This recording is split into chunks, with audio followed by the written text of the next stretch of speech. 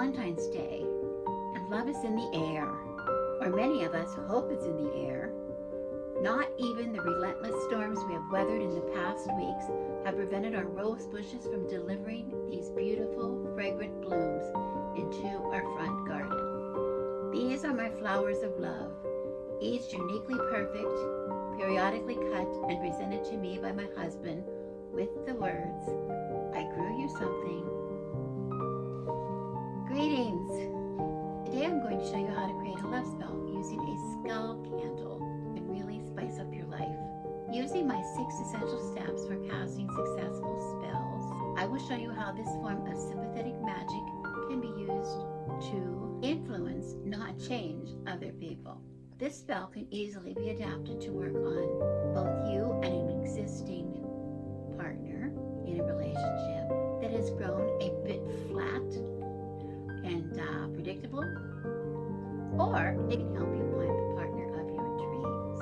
I've made a skull candle of leftover wax, but it's not necessary to make a candle to complete this spell. You can buy a skull candle, they're readily available, or you can use any candle you choose. Any candle will work in the same way. I like to use the skull candle though because it has plenty of room on it to write my intentions. And I can also treat the candle like I'm treating the face or the head of my intended recipient of the spell. Let's talk about the 6 essential steps in spell casting and how they relate to this spell. The first essential step in casting successful spells is that wise witches only cast spells that they know will work. Now, we cannot know for certain when our spells will work or how they will work.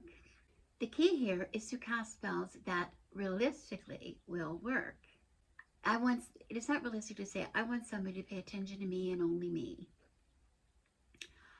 I want somebody to dump the girlfriend that they have and come to me. I want my ex-husband to be very sorry he left me and to come back.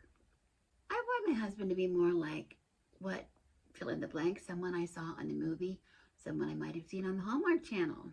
I want my partner to be a different personality, to be taller or shorter, smarter, maybe have a better job, maybe drive a nicer car. This is not realistic. This is not realistic witchcraft. This is witchcraft, right? We're not going to be able to change anybody. If you're looking for love, be realistic in your search. What do most people do who are searching for love but haven't found it yet? What do they have in common? They usually have some kind of a list. I want somebody who's 6 feet tall. I want somebody who's successful business, drives a nice car, loves to travel, loves cats. These characteristics, for the most part, even if you can find them, are temporary. Even people who are 6 feet tall end up a little bit shorter later in life. I can assure you about that. Even, yes, the example about someone who likes cats. First of all, I want to tell you that what I have in common with 3 of my daughters, that we all married men who really did not like cats and who now are very happy with their family of cats that they live with. So even that characteristic was something that was temporary. And they tell us next to nothing about the character of the person or the potential for them to become a loving partner. The second essential step is very, very important one. It needs to be clear in your intention. It seems to me that music and romance go hand in hand. Love and music go hand in hand. There have been many love songs that express our own feelings of what romantic love is. We hear them in movies. We hear them in, we hear people very carefully select the music that they want for their weddings. Many of our romantic memories are tied up with songs. There are 2 songs that I want to tell you about that I think about when I'm thinking about romantic songs. These would be from songs from my past. You probably maybe not even be familiar with them. But they are, the first one is a song that was sung by John Denver in the early 1970s called Annie's Song. And the lyric to the song starts, "You fill up my senses like a night in the forest, like the mountains in springtime, like a walk in the rain, like a storm in the desert, like a sleepy blue ocean. You fill up my senses, come fill me again." A few years earlier than that, Peter Townsend of The Who wrote a song called "See Me, Feel Me." It was also referred to, I believe, as "Listening to You," which, very simple in its lyric: see me, feel me, touch me, heal me. Listening to you, I get the music. Gazing at you, I get the heat. Following you, I climb the mountain. I get excitement at your feet. Notice that both of these sets of lyrics speak of how being in love affects the senses. And that's what I want to use in the spell today. I want to be sure that we touch on the senses, because we want this idea in our intentions, because we want the person or the target of our spell to see us in a unique way, differently than they see anyone else. We want them to hear us, to hear our voice, to tune into our words, and to understand what we think or say or feel. To understand us, to know us, to get to know who we really are, and to love us for that. To be full of us, to be completed by us. Okay? This is what love is. This is what lasting love is. This is not infatuation. This is not lust. This is love. And that is the object of our spell today. These are also keywords that we can use to inscribe on our skull candle, or whatever kind of candle you're going to be using for the spell to lay your intention. Step number 3 is to personalize your spell. One major difference between using a skull candle in this spell and the healing spell we did a week ago is that the candle in the healing spell represented me, and the skull candle in this spell represents someone else, whether known or unknown. I therefore like to baptize the candle to be clear about who the spell is for. You can inscribe the name on the candle, or simply call it by name, or call it by its relationship to you.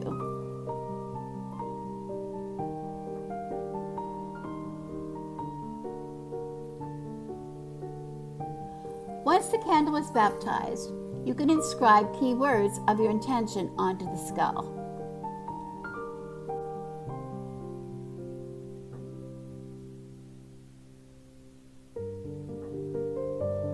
I think baptizing the candle helps it to represent a real person and not be a fabrication you are trying to manifest from your imagination. Your intentions also should represent a real person, not someone who fulfills desires from some unrealistic checklist.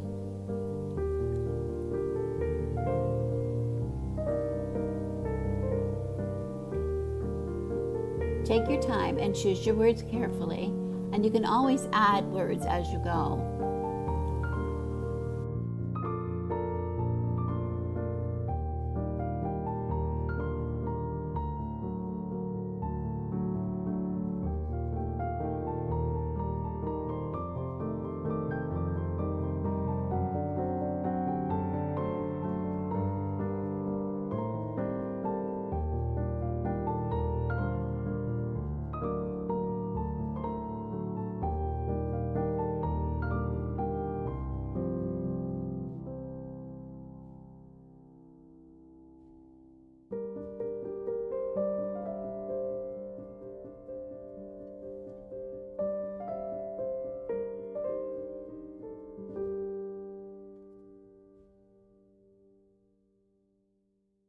I have already, of course, I've showed you the candle that I've selected for the spell. And of course, I chose red. You can use any color of candle that you wish, just like you can use a skull candle or not. But traditionally, a pink candle is used for romance, or a red for passion or love. Those are both associated with that. I like red, so I put red. Also, it's some kind of oil to have to dress your candle. I'm going to be using this Come To Me oil, which I sell in my shop. And I'm going to talk to you about that in a minute, what's in there. But you can use any kind of oil. It doesn't have to be Come To Me. You can use simply some, you know, olive oil if you wish, or, you know, coconut oil, or whatever kind of oil you like. I like that to dress the candle. I always use oil on the candle to lay the intention on the candle, massage it. Every time I go to light the candle, I will do that again. If you want to put any kind of herbs or anything on the candle, it will help them adhere.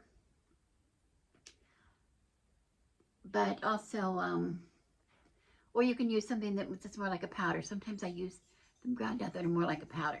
Excuse me. I have here my mortar and pestle. I'm going to be making an incense blend for this spell, special for this spell. And I'm going to tell you some of the things that I'm going to be using in it and why. Again, you choose any kind of incense you like, that's fine. This is just something that I thought felt right for me at this time. So the first thing I'm going to use is dragon's blood. It's important to have a resin in your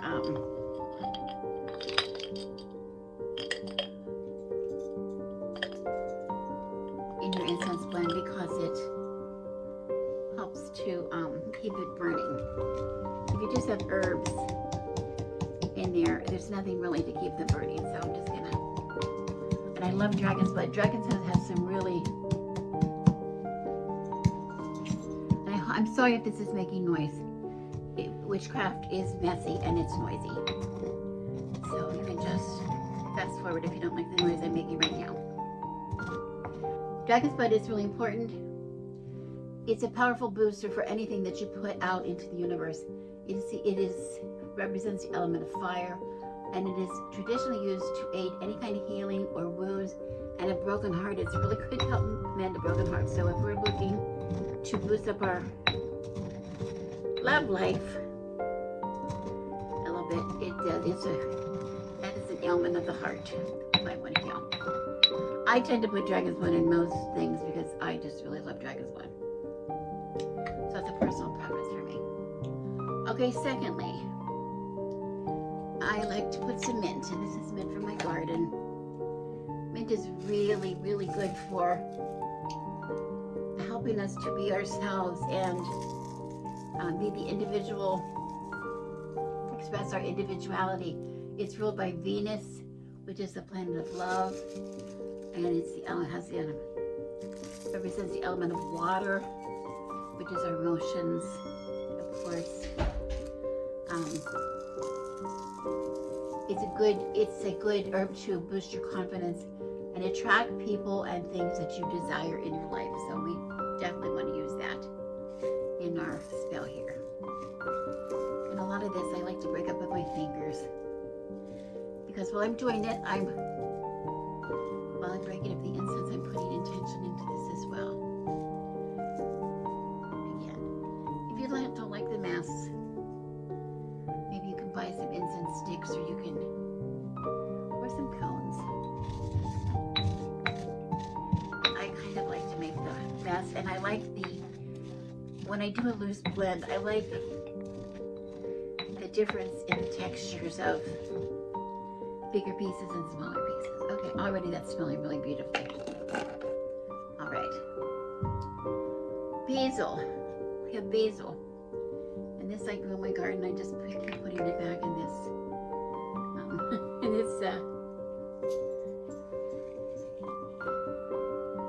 little spice bottle.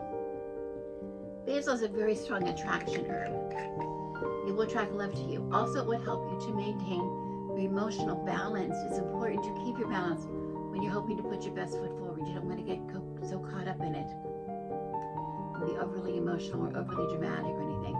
Your emotional balance is also important to enable you to distinguish between true affection and lust, or reacting out of sheer loneliness rather than true attraction. We don't want, this is not the time to be desperate. We don't want to be desperate for love. We want to find something that works really good for us. Cinnamon is always really good for lifting or increasing the power, psychic abilities that you might have, so that you know you have a feeling for who it is that could be interested or that is a little more than they seem to be physically. We like to boost a lot of our spells with cinnamon. It's attached to not just increasing one's power and psychic abilities, but also a spiritual connectedness. So you could find a spiritual connection with people perhaps from this. We want to burn an incense to ensure protection. It will protect our heart in this case, and to attract love. And if we're interested, a little bit of lust never hurt anybody. Okay, I have some rosemary here that's from a garden that I had dried in my kitchen. I'm just going to break some of this up in here. Rosemary, of course, attracts love always. The scent can make you very memorable, which we want to be memorable for the person that we want to have love in their hearts for us. We want them to think about us, remember us, remember times we had together, those kind of things.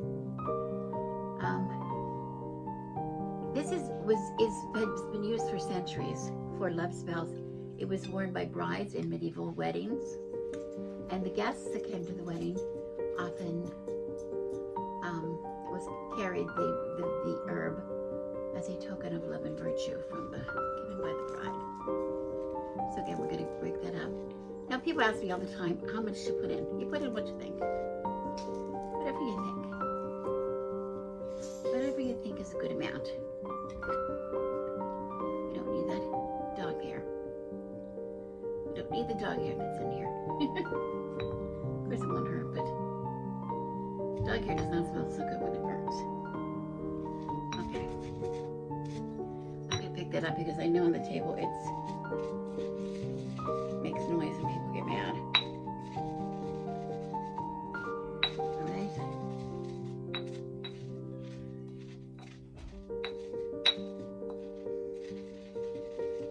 This is going to smell really nice. It smells really nice. So, the other thing I wanted to tell you what I have here. Oh, one more thing is going to go in here. Is red rose. And I have a lot of roses here collected from the garden. And I'm going to just take one rose.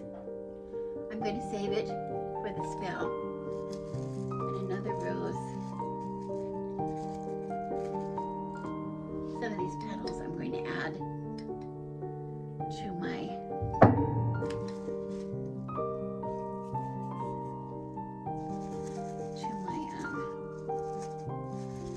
mortar and pestle here. I have both red and pink rose petals in here. Okay.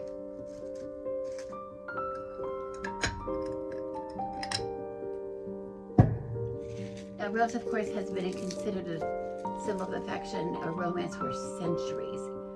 Greek mythology tells the story of Aphrodite, who was the goddess of love. She named this beautiful flower after her son Eros, which is coincidentally an anagram of the word rose. I thought that was kind of interesting.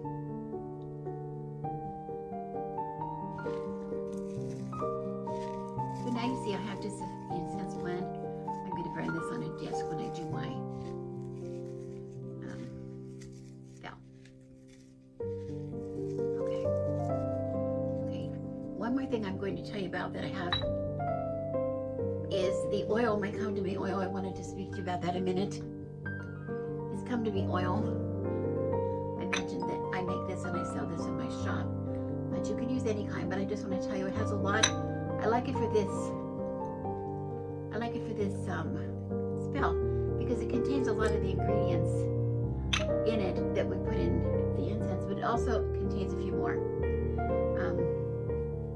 which I wanted to point out. One being patchouli, which I love patchouli so much. It's very nostalgic for me. But it causes your spiritual self, one thing about patchouli, they say it causes your spiritual self to enter your physical self. So it's, if you want to talk about being people at the level, who they really are, show who you really are to someone, or see who someone really is to you, not what their physical self tells you, but what their spiritual self tells you. It's a really good ingredient to have in this spell. It also, patchouli will also increase sensory levels, which if you're interested in like any kind of romantic action or like lust or whatever, this is really good to use for that. Okay. It also has ginger root, which is great, enhances the spell for any kind of love, any kind of passion spell. This also contains hibiscus petals, which are commonly used as an aphrodisiac. They're good, they say, to harness whatever love is in the room. So this is a really good thing, especially if you wanted to wear this oil on you when you went to some kind of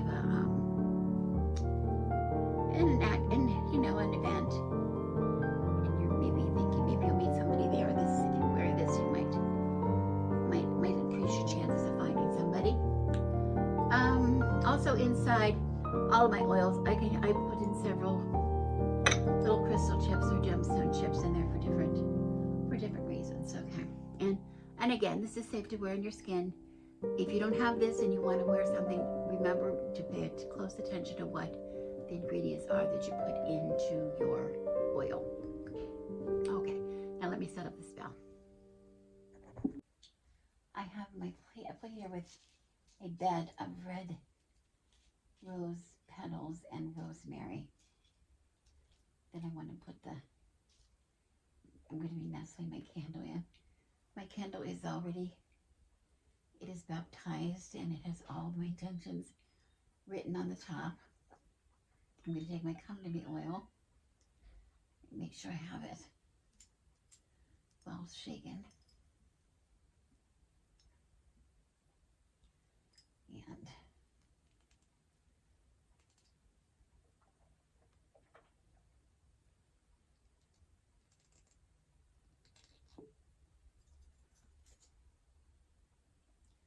I'm going to just put a little bit of oil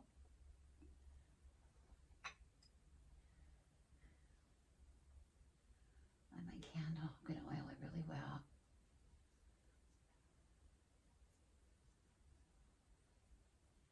Dress it really well. And this too.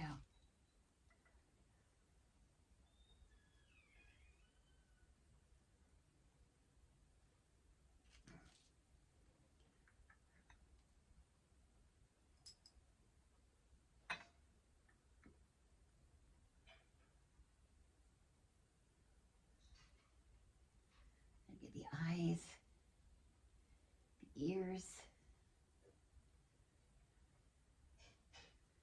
the mouth, all over the top.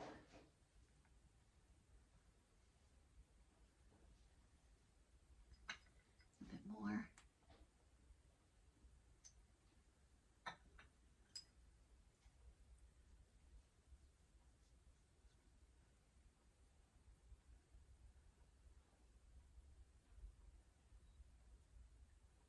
Okay.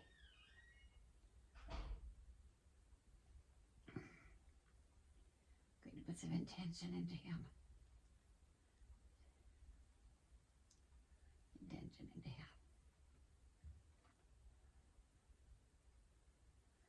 I'm going to nuzzle him in here. Nuzzle him well.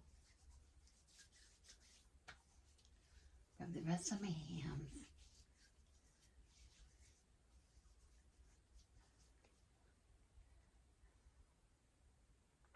Whoops.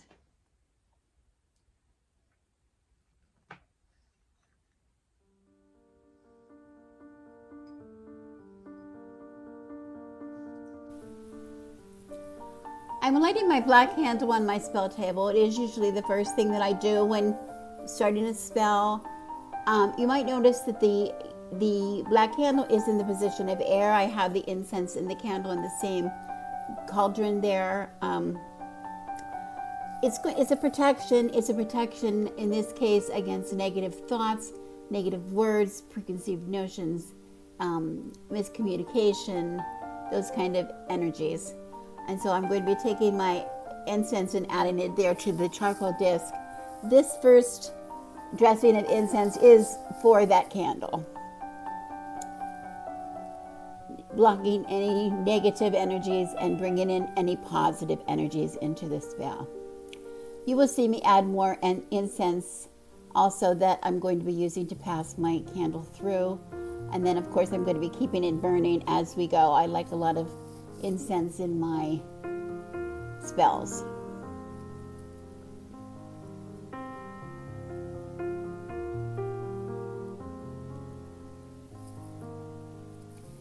Now I'm going to pick up my skull candle. We're going to call this Joe. It has been baptized. And I'm going to put a little bit of intention into it now. I'm going to speak softly to the candle, to Joe, and tell him what the spell is about, what we're going to be doing. Remember, it has been dressed. Now I pass it through the smoke of the incense. Open your ears. Open your mouth. Listen to me as I speak into your ears. Hear me, understand what I'm saying as I speak into your ear.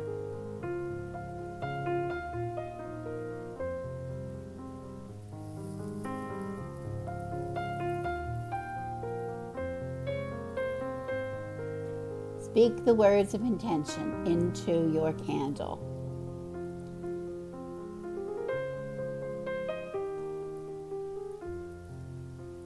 Passing it through the incense again, because I'm going to speak into the other ear now.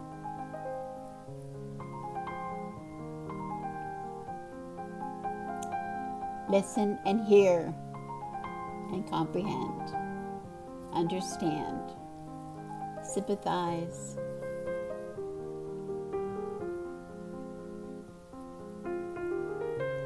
Again, more incense.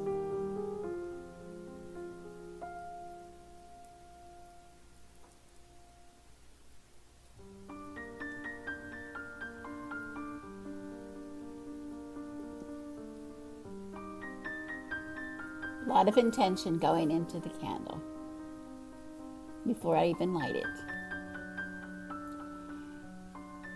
Now I'm going to nestle it back down into its bed of roses and rosemary and rose petals. But first I'm going to give it some earth. I have some special earth here in this dish that's going to help this candle be grounded, help the spell be very grounded and balanced, standing on 2 feet.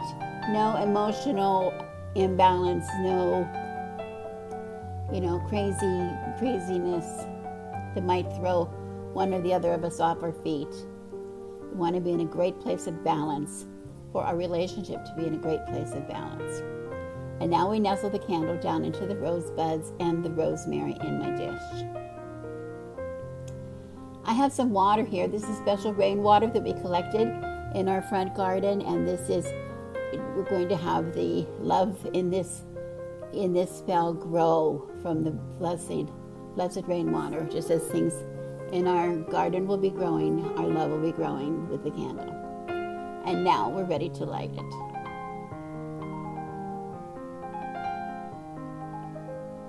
Now this candle will be lit, and I will let it burn for a while. And of course I'm not going to walk away from it burning. So I will be snuffing it out, not blowing it out. I don't want to blow out the spell. I'll just snuff this one out, and then it'll be ready to light again. And again, at that point, I'll probably add some more oil, of course, burn some more incense. I won't be probably putting the earth or the water on that time, but I'm going to, every time that I want to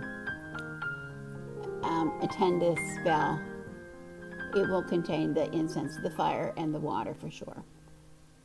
I'm going to play that by ear, usually do, what I think is necessary. All the intention of love going into the candle. All the words on the skull I'm voicing to the candle.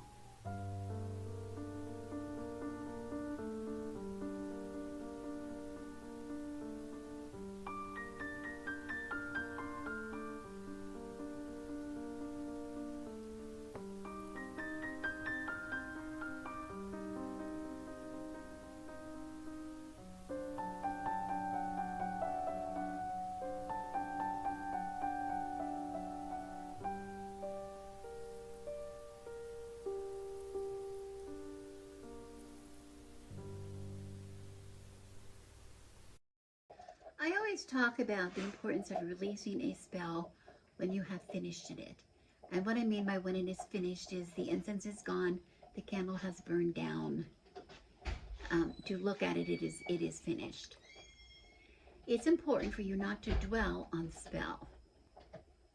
You need to be able to trust in the magic. But in this type of spell, while I do not wish you to fuss over the spell, I do want you to take the spell off the table.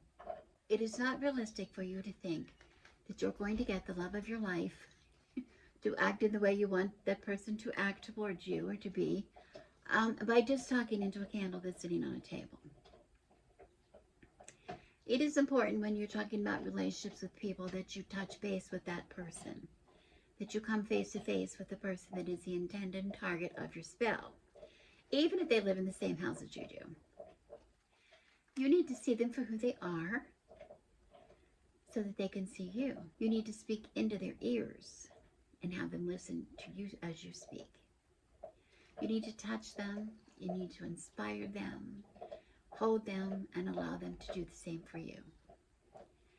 Now, this is true even if the person you do not know, even if it is for a person that you do not know who the person is, you're seeking someone, then you need to take yourself physically to a place where you can find potential love interest. You can't just find them in your house. So I know a lot of people are very successful at dating, on apps, online apps and things like that. But I think long-lasting love is best served by really getting to know the person, inside, and not just looking at a picture and swiping left or swiping right or having some speed dating, trial speed dating. That's just not going to cut it. We're talking about long-lasting love, which is what we're talking about today. Last year I showed you a special spell that I did for Valentine's Day for my husband, where I created a special talisman, a bracelet that I carried with me after the spell was released. I enjoyed the spell very much, but I found that the real magic actually was within that talisman. Consider ways that you can create some way to carry the magic of your spell with you when you take it off the table, when it has been released. What can you do to carry with you to make sure that magic stays with you? One thing could be perhaps just simply like with the oil that we use, the oil when we dress the candle. I mentioned that the company oil that I make and sell, that I use in my spell, is safe to use on your skin, or you could put it on a piece of cloth and tuck it in something or whatever. But it's very safe to use. So if you want to do something like that, find something that is be sure the ingredients that you put in when you make your oil or whatever you do, that it is something that will not harm your skin. Maybe you have a small token that you can give the person that is special and unique just to them, or something that only the two of you might understand.